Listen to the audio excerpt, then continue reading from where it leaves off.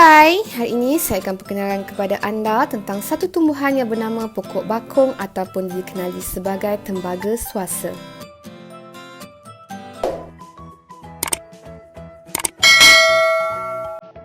Nama saintifik bagi pokok bakung ialah pokok bakung tergolong dalam keluarga pokok beracun iaitu tumbuhan ini sering digunakan untuk tujuan perubatan tradisional.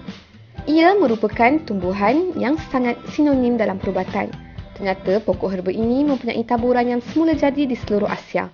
Malah pokok bakung ini juga mempunyai nama lain seperti bako, bawang tembaga dan bunga tembaga swasa. Pokok bakung tumbuh meliar di kawasan pinggir hutan dan tepi pantai. Ia boleh tumbuh di tempat yang terdedah pada cahaya matahari ataupun tempat teduhan. Ciri-ciri pokok bakung ialah daunnya yang lebar merimbun. Selain itu, daunnya memanjang, bunganya berjambak putih dan berbau wangi pada waktu malam. Dan ia sejenis pokok herba yang tumbuh dari berbawang. Daun bakung biasanya memanjang sehingga 2 meter dari pangkal tanah sehingga hujung daun.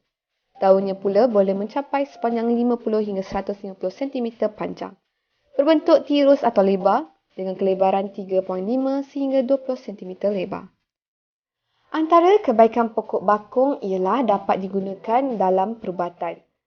Rawatan pada pokok ini ialah daunnya. Daun pokok tembaga swasa ini dapat mengerawat terseliuh, tersalah urat dan bengkak. Bukan sekadar itu saja, ia dipercayai dalam meredakan tangisan bayi.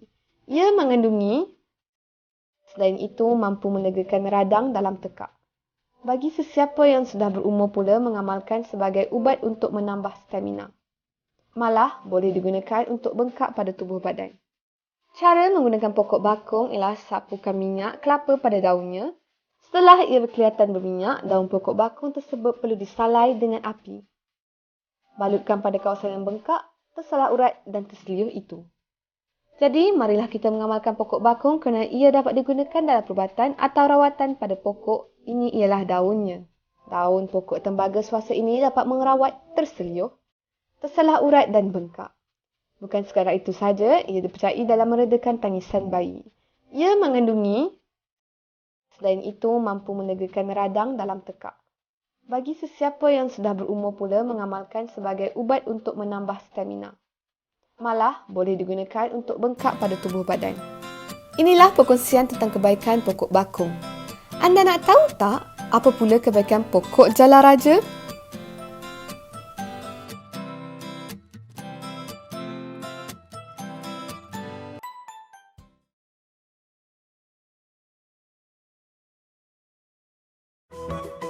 Untuk perkongsian, jom subscribe Herba DT Channel ini.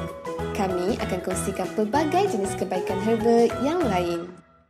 Jumpa lagi untuk video yang akan datang hanya di Herba DT Channel. Sihat-sihat selalu!